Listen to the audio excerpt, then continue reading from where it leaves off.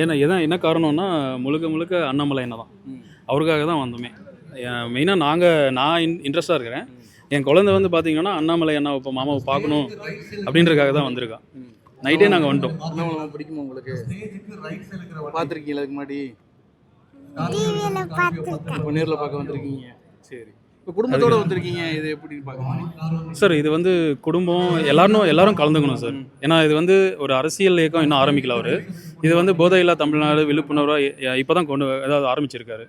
இதை வந்து கட்சி ஆரம்பிக்கிறதுக்கு முன்னாடி இதெல்லாம் பண்ணிட்டு இருக்காரு. அப்போ இதுவே எவ்வளோ இம்பார்ட்டன்ஸ் கொடுக்குறாரு. கட்சி ஆரம்பிச்சுட்டு முன்னாடி இவர் சிஎம்மாக வந்தாருன்னா கண்டிப்பாக எல்லாருக்கும் உண்டான மாற்றம் இதுதான். அதாவது உண்மையான மாற்றம் இவர் தான், விஜய் கிடையாது. விஜய் வந்து பார்த்தீங்கன்னா அவர் வந்து ஒரு ஆக்டர், நடிகர். அதாவது அவங்க அப்பா வந்து இயக்குனர். அதை பேஸ் பண்ணி அவர் வந்திருக்காரு. இப்போது டிஎம்கே ஏடிஎம்கே அதுக்கு மாற்று வந்து மக்கள் வந்து பார்த்தது வந்து டிவிகே தான். ஆனால் டிவிக்கே இவர் அண்ணாமலை தனியாக நின்றுருந்தாருன்னா கண்டிப்பாக அண்ணாமலை அண்ணாவும் விஜய்க்கும் டஃப் காம்படிஷன் இருக்கும். அதுதான் இப்போ நாங்கள் வந்து 2031 இதை எதிர்பார்க்குறோம். ஆமாம், கண்டிப்பாக இவர் தான். மேம், பெண்களுக்கு வந்து இப்போ இந்த ஆட்சியில் வந்து எப்படி இருக்குது? இப்போ இவர் அண்ணாமலை வந்தபடி எப்படி இருக்கும் சார்? போன டிஎம்கே அவங்களும் வந்து அதே மாதிரி தான் இப்போ விஜய் அதாவது தவைக்கு அவங்களும் வந்து இது பண்ணிட்டு இருக்காங்க. ஏன்னா எந்த ஒரு நடவடிக்கையும் வந்து எடுக்கிறாரு அப்படின்னா ஸ்ட்ராங்கான ஒரு இதுவை வந்து கொடுத்துருக்கணும். ஃபர்ஸ்டே எல்லா சலுகையும் வந்து தரேன்னு சொல்றது, அப்புறம் வந்து மாற்றா வந்து வேற ஒன்று சொல்றது, அந்த மாதிரி இருந்தால் அது ஒரு நல்ல ஒரு சிஎம்கான ஒரு இது இல்லை தான் நான் நினைக்கிறேன். ஏன்னா இப்பயும் நிறைய கேசஸ், டெய்லி எவ்வளோ கேசஸ் வந்துட்டே இருக்கு. அப்போ எந்த ஒரு நடவடிக்கை எடுக்கலன்னு தான் அர்த்தம். அப்போ எதனா ஒரு கேஸாவது குறையுது அப்படின்னா ஓகே, அவங்க ஏதோ ஒரு ஸ்டெப் எடுக்கிறாங்கன்னு பார்க்கலாம். எந்த ஒரு இன்னும் இன்க்ரீஸ் தான் ஆகிட்டு இருக்கே தவிர எந்த ஒரு மூவ்மெண்ட்டும் அவங்க பண்ணல தான் எனக்கு தெரியுது. ஏன்னா இப்போது ரீசெண்டாக நடந்த கரூர் இன்சிடென்ட்கே அவங்க கவர்மெண்ட் ஜாப் கொடுக்குறாங்க. அப்போ எவ்வளோ ஹார்ட் ஒர்க் பண்ணி ஸ்டடீஸ் பண்ணிட்டு இருக்கவங்களுக்கு அப்போ என்ன வேல்யூ? அப்போ அதில் இப்போ டே பை டே எல்லாம் படிச்சுட்டு எல்லாம் இது பண்ணுறாங்க. அப்போ அவங்களுக்கு ஈஸியாக கிடைக்கிதுன்னா அப்போ மற்றவங்க நார்மல் பீப்புளுக்கு அப்போ என்ன பார்க்குறாங்க? பார்ஷியலிட்டி பார்க்குறாங்கன்னு தான் அர்த்தம். அப்போது அதுதான் இப்போ வந்து இப்போ ஒரு தப்ப மறைக்கிறதுக்கு இப்போ இந்த மாதிரி கவர்மெண்ட் வேலை கொடுத்தா சரியா இருக்கும். அதுதான் இது எனக்கு ரொம்ப அகைன்ஸ்டான நிறைய இருக்குல்ல. கும்பகோணம் தீ விபத்து, அதுக்கப்புறம் திருப்பதியில் அந்த ரஷ் நிறையா இருக்குது, தமிழ்நாட்டிலையும் இருக்குது. அப்போல்லாம் எந்த கவர்மெண்ட்டும் எதுவும் தரலை. சரி, இது வந்து கொடுக்குறது வந்து அரசியல் இதுதான், மற்றபடி வேறு எதுவும் இல்லை சார். அரசியல் தான். பாதிக்கப்பட்ட மக்களுக்கு வந்து அது என்னதான் இது கிடைக்கும்? அதுக்கு தான் ஆல்ரெடி ஒரு வேலை கொடுத்தா சரியாயிருமா? இல்லை, அது உயிருக்கு வந்து ஈக்குவலாக எதுவுமே கிடையாது. இருந்தாலும் மற்ற இப்போ கவர்மெண்ட் ஜாபுக்காக எவ்வளோ பேர் தினமும் நிறைய வருஷமாக நிறையா டெய்லியும் போராடிட்டு இருக்காங்க.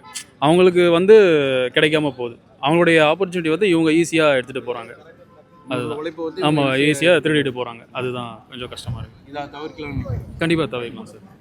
இந்த மாநாடு மூட மக்களுக்கு என்ன மாதிரி விழிப்புணர்வு வரும் நினைக்கிறீங்க சார்? இது கண்டிப்பாக இந்த மாநாடு வந்து மிகப்பெரிய தாக்கம் ஏற்படுத்தும் சார். ஏன்னா போதை இல்லாத, ஏன்னா இதுக்கு முன்னாடி எந்த அரசியல் இயக்கமும் இது மாதிரி பண்ணல. ஆனால் இவர் இது இப்போ பண்ணிகிட்டு இருக்காரு. அதனால் கண்டிப்பாக இந்த இயக்கம் வந்து மாற்றம் வந்து பெரிய தாக்கத்தை ஏற்படுத்தும். ஆமாம், இன்றைக்கி ஃபுல்லாக கண்டிப்பாக அது பெரிய தாக்கத்தை ஏற்படுத்தும் சார். பெண்கள் அதிக அளவு வராங்க இந்த மாநாடுக்கு, எதனால? மெயின் ஒரு ஐபிஎஸ் இருந்துட்டு வந்திருக்கா சார்.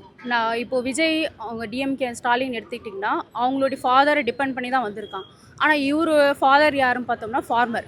சரி, அதிலே ஒரு இது தெரியலிங்களா, ஒரு கிளாரிட்டி நம்மளுக்கு கிடைக்கும். ஒரு ஃபார்மராக ஒரு அப்பா இருந்து அவர் எந்த அளவுக்கு அவரை மோட்டிவேட் பண்ணியிருந்தால் அவருக்குள்ளேயே ஒரு ஐபிஎஸ் ஆகணும், நம்ம சொசைட்டிக்கு இது பண்ணணும் அப்படின்றத அவருக்குள்ளேயே ஒரு செல்ஃப் இது பண்ணிட்டு தான் வந்திருக்காரு. அப்போ அந்த ஒரு இதுவே போதும் இல்லை, அவர் எந்த அளவுக்கு அவர் நல்ல ஒரு லீடராக இருக்கக்கூடிய ஒரு குவாலிட்டி இருக்குது அப்படின்றத நம்ம இது பண்ணி சொன்னப்போ நாங்கள் எந்த கட்சியும் சார்ந்தவங்க இல்லை.